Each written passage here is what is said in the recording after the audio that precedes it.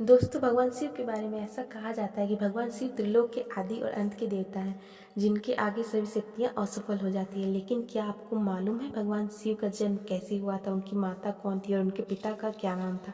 उन्होंने किससे अपनी शिक्षा प्राप्त की थी और किस किस को अपना शिक्षा ज्ञान दिया था? लेकिन नहीं। तो चलिए इस वीडियो के माध्यम से हम आपको इन सवालों का जवाब देने वाले हैं, इसीलिए प्लीज़ बिना स्किप किए इसे एंड तक जरूर देखिए। दोस्तों, आज सबसे पहले भगवान शिव के जन्म से जुड़ी पहली कहानी यानी शिव पुराण की एक लोकप्रिय कथा के बारे में बताने वाले हैं। शिव पुराण के अनुसार भगवान शिव को स्वयंभू माना जाता है, जिसका मतलब होता है कि भगवान शिव का जन्म स्वयं ही हुआ था। यानी इससे एक बात तो साफ हो जाती है कि ना ही भगवान शिव की कोई माता है और ना ही उनके कोई पिता है। इसी कारणों से भगवान शिव पंच तत्वों से भी परे हैं, जिस कारण से उन्हें मृत्यु से भी कोई भय नहीं है और उनकी मृत्यु कभी नहीं हो सकती है। और अब बात करते हैं विष्णु पुराण में भगवान शिव के जन्म से जुड़ी हुई एक और कहानी के बारे में। विष्णु पुराण में बताया गया है कि भगवान विष्णु के माथे से निकले वाले तेज के कारण भगवान शिव की उत्पत्ति हुई थी और नाभि से निकलते हुए तेज से कमल पर विराजमान ब्रह्मा जी का जन्म हुआ था। दूसरी ओर भगवान विष्णु के जन्म के बारे में शिव पुराण में बताया गया है कि एक बार की बात है, जब भगवान शिव अपने घुटने मल रहे थे और उनके घुटनों से निकलने वाले मैल से भगवान श्री विष्णु जी का जन्म हुआ था। पर अगर ऐसा हुआ तो विष्णु पुराण और शिव पुराण दोनों एक दूसरे से बिल्कुल अलग हैं। इस कथा के अलावा भगवान शिव के जन्म की एक और पौराणिक कथा है जो काफ़ी ज़्यादा प्रचलित है, जिसे आप अपने पूर्वजों से जरूर सुना होंगे। और अगर नहीं सुना तो आपकी जानकारी के लिए बता दें कि एक बार की बात है, भगवान विष्णु और ब्रह्मा जी के बीच इस बात पर बहस छिड़ गई, आखिर इन संसार में सबसे महान कौन है। भगवान विष्णु और भगवान ब्रह्मा इस बात को लेकर बहस कर रहे थे, तो एक जलते हुए खंभे के रूप में महादेव उनके बीच में आए। दोस्तों, वो दोनों इस रहस्य को नहीं समझ पा रहे थे, तभी अचानक एक आवाज़ आई कि जो भी इस खंबे का छोर ढूंढ लेगा वही सबसे महान कहलाएगा। तभी ब्रह्मा जी ने एक पक्षी का रूप लिया और खंबे का ऊपरी हिस्सा ढूंढने निकल गए। वहीं विष्णु जी ने वराह का रूप धारण किया और खंबे का अंत ढूंढने निकल गए। बहुत देर तक खोजने के बाद भी दोनों में से किसी को भी खंबे का छोर नहीं मिला और दोनों हार मानकर वापस आ गए। जिसके बाद भगवान शिव अपने असली रूप में आए और फिर भगवान विष्णु और भगवान ब्रह्मा जी ने यह मान लिया कि महादेव ही सबसे महान और शक्तिशाली हैं। इनसे बड़ी शक्ति दुनिया में कोई नहीं है। इसके साथ ही शिव पुराण में दर्शाया गया खंबा इस बात का दर्शाता है कि ना ही भगवान शिव जन्मे थे और ना ही उनका अंत है। और एक कारण यह तो है, भगवान शिव को स्वयंभू कहा जाता है। भगवान शिव का अंत है ही नहीं, यानी वो अमर है।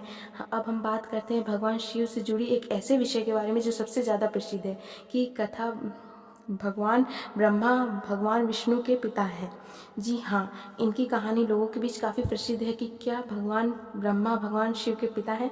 तो आपको बता दें कि आखिर किस प्रकार भगवान शिव ने ब्रह्मापुत्र के रूप में जन्म लिया था। इसके पीछे विष्णु पुराण की एक पौराणिक कथा है, जिसके अनुसार जब धरती आकाश पाताल या पूरा यूनिवर्स जलमग्न यानी पानी में डूबा हुआ था, तब भगवान विष्णु के अलावा कोई भी देव या प्राणी संसार में नहीं थे।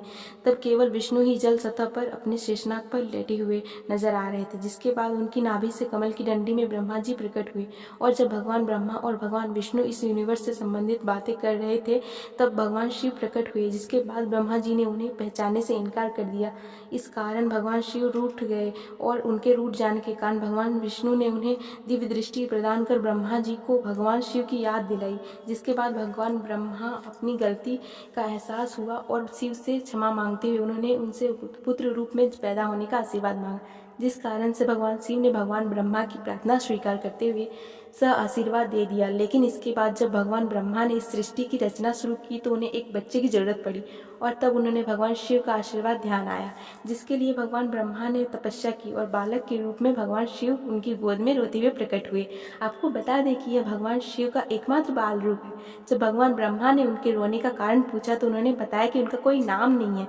तब भगवान ब्रह्मा ने भगवान शिव का नाम रुद्र रख दिया, जिसका मतलब होता है रोने वाला। पर इसके बावजूद भी भगवान शिव चुप नहीं हुए, इसलिए ब्रह्मा ने उन्हें दूसरा नाम दिया और शिव को वो नाम भी पसंद नहीं आया और फिर भी वे चुप नहीं हुए। और इस तरह भगवान शिव के चुप कराने के लिए भगवान ब्रह्मा ने भगवान शिव को 108 नाम दिए थे, जो रुद्र, सर्व, भाम, उग्र, भीम, पशुपति, ईशान और महादेव जैसे नाम थे।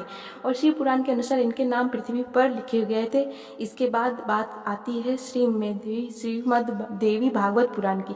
श्रीमद् देवी भागवत पुराण में शिव जी के माता पिता के बारे में बताया गया है। श्रीमद् देवी भागवत पुराण के अनुसार देखा जाए तो एक बार नारद जी ने अपने पिता भगवान ब्रह्मा जी से पूछा कि सृष्टि का निर्माण किसने किया है, साथ ही भगवान विष्णु, भगवान शिव और आपके माता पिता कौन हैं। तब भगवान ब्रह्मा जी ने भगवान नारद के त्रिदेवों के जन्म के बारे में बताया। जो बताया वो वाकई चौंका देने वाली बात थी। दरअसल उन्होंने कहा कि देवी दुर्गा और शिव स्वरूप ब्रह्मा के योग से ब्रह्मा, विष्णु और महेश का जन्म हुआ था।